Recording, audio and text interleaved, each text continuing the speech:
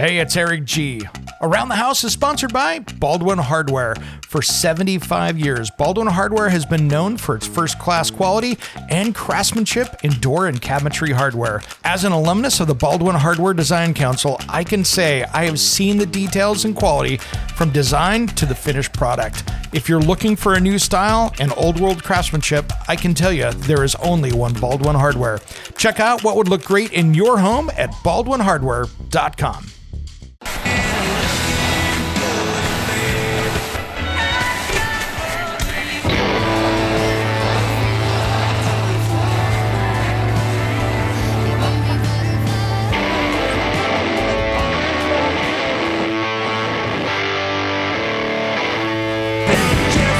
Get you on the radio, yeah, you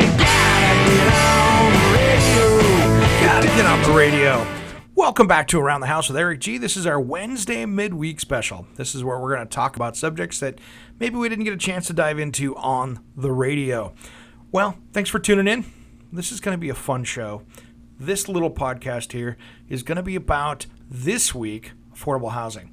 And this is going to be my little rant on affordable housing and where I stand on it. And I'd love to get your comments in the comments section on Facebook when I post it up on Around the House with Eric G. Or like and follow this on SoundCloud, iTunes, anywhere else.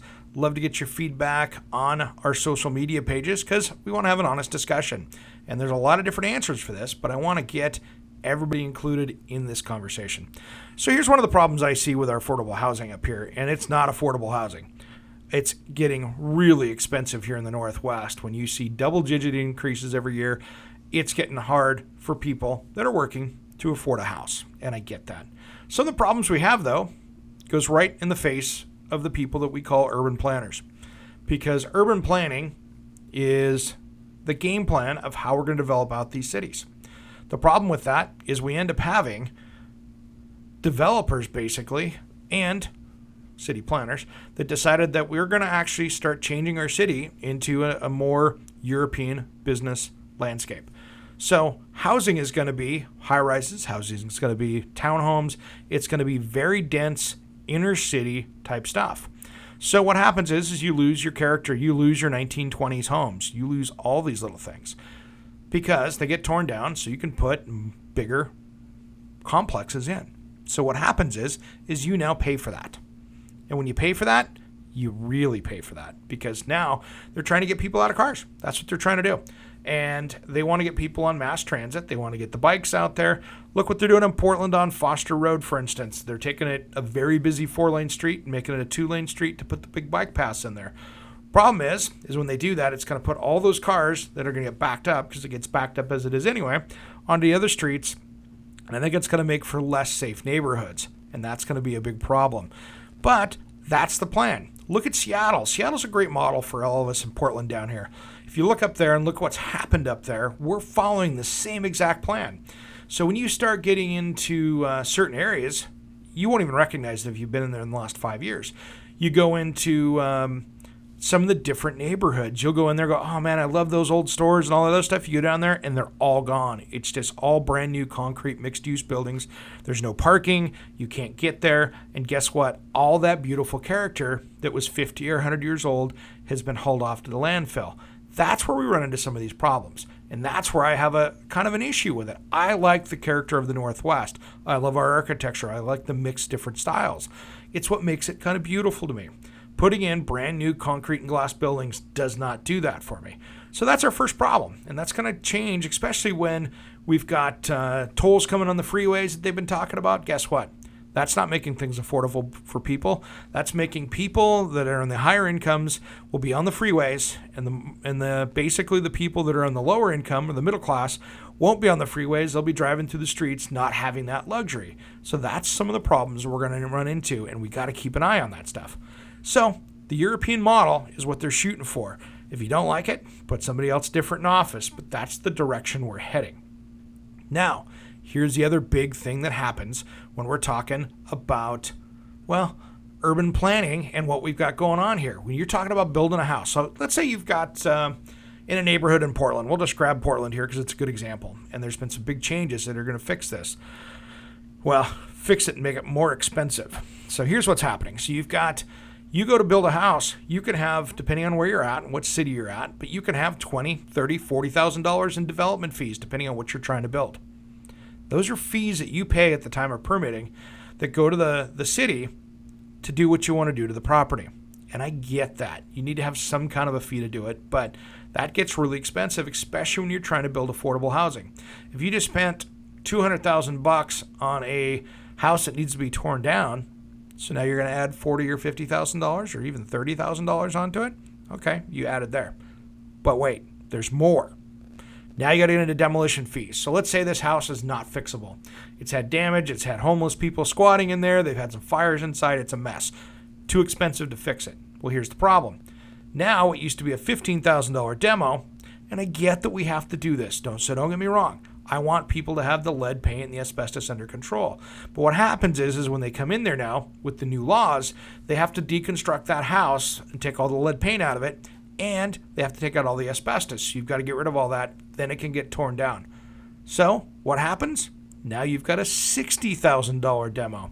But wait a minute, I just paid $40,000 for my development fees. Okay, so you just have $100,000 on top of that, well, nasty old house in the neighborhood with the knee-high grass to get that thing, and I haven't even started to build the place yet.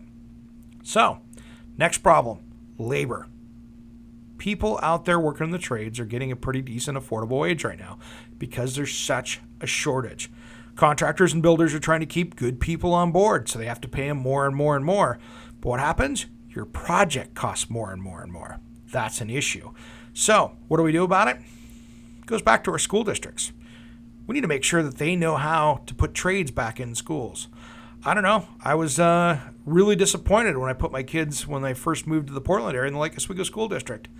Asked them where the wood shop was. Oh, the computer lab's in there. Where was the automotive shop? Oh, that's more science labs. Oh, so we're not teaching the kids the trades at all here. That happens all over the place. Those wood shops, those classes are gone. There are a few school districts out there that are doing it, but that needs to be back in every single school again. We need to start teaching people the trades because guess what? That's part of our problem with affordable housing is that our schools have dropped the ball on getting these kids taken care of and getting them an education. They went into what I call the big business of college education. What's the big business of college education? Push everybody out, send everybody to college so the colleges can make their money. That is a big business model, and don't get me started on that because guess what? That is that's just another big corporation out there. And guess what? We've let them twist that into our kids' educations or in the trades, the lack of. We got to fix that here and get kids taken care of. It would solve a lot of problems out there. It would also mean even more affordable housing because we're going to be able to get people in jobs. We'll get them better jobs. And guess what? They can afford better homes and get out of those low-end apartments and get up into a single-family residence where they can be a little bit more comfortable and enjoy things and live a better life. And they'll do a better job of taking care of themselves. So that's a great thing. One thing that's huge right now, material costs. I was looking at framing lumber. Up 27% this last year. When you got a 27% increase in lumber, a lot of lumber goes into a house. That adds up. That puts another surcharge right on top of that. Why is that? We got a lot of beautiful trees here in the Northwest that could be logged, but guess what? It's all coming out of Canada. So you've got the Canadian lumber coming down here, 27% more. What happened to our own sawmills? We let them close up. All those little towns that were sawmill towns, guess what? Those sawmills are closed down in many cases and not doing anything. Those could be more jobs. Could be nice mill jobs where people are making pretty good money. But we've kind of outsourced that to Canada. And now we're paying the price for that. And it's costing us a lot more money than if we had it coming from here in the Northwest. So again, that's another one of those issues that's adding to it. Well, with material prices going up, we've also got, one of the biggest things, shipping. There's a truck driver shortage. So now you got materials waiting extra week, 2 weeks to get across country. Gas prices are up. You've got huge increases in shipping out there. I'm seeing it trying to get cabinets out from the Midwest out to the West Coast. You run into shipping shortages. I've had stuff missed by a week or two. There wasn't a truck to put it on. So that adds up. Now, rules and regulations. all these rules and regulations you got to follow. There's no grandfathering in many situations in building code out there. So if you're trying to remodel something, instead of tearing it down, you might have a 6-figure fix just to get somebody's bad decision 40 or 50 years ago when they didn't pull a permit on that little porch addition or that second story addition. There's some expensive fixes that you have to do to get it up to speed. And that's not even getting into the new earthquake regulations that might be happening out there as well. So a lot of these different things are adding to the price of housing. But we have supply and demand, which is just we need more available land to build on, which to me says they probably need to take a look at that urban growth boundary and get that going again. And then maybe taking a look at some of these areas where we haven't built any homes in that are unused industrial areas and things. Maybe there's some zoning changes we can do there, as well as maybe fitting in a few more homes here and there to do that. But nobody's taking advantage of those situations. They're just letting it sit and complaining about it. So we've got to get city governments to dive in and take on those issues. So what can we do for affordable housing? We need to train some kids how to do the trades out there, get them going, get them into a great career. We need to talk to our city officials because guess what? They've been running the show this whole time. We got to hold them accountable. And they're the ones that are running the affordable housing game, and they've got to get it dialed in. Otherwise, look at Seattle. If you're in Portland, guess what? We're heading that direction unless something is done differently. Seattle, you're still climbing. You're still getting expensive. So what is going to hit the brakes on this? Well, we're going to have a correction at some point. We always do. But when we do, I don't think it's enough that's going to fix the issue here. And then you're going to have a lot of people with very expensive home prices that they bought their house on with lower values. And there's a lot of people that get upside down in their homes. And that's another unaffordability issue that we're going to get caught with. It's going to happen. How we deal with it? We're going to find out. It's on the horizon. Well, thanks for listening to my Wednesday rant here on Around the House. This is, thanks for taking a peek at this. Had a really great response last week, so we're going to keep going at this. Tune in each Saturday from noon to 2, where once again, we talk about home improvement. We take your calls, and we're going to have a great time with some great subjects. I'm not going to tell you what next week's show is because I'm going to put it on the video tease up on Facebook, Around the House with Eric G. And if you want to see all my Morgan Day, Oregon videos and all that other stuff, you can also find me at aroundthehouseonline.com. If you want to send me an email, ath@kxl.com.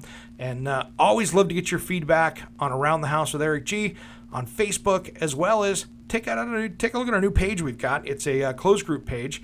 So sign up, take a peek at it. It's always free like that, but we've got great projects on Around the House Nation. All right, see you on Saturday.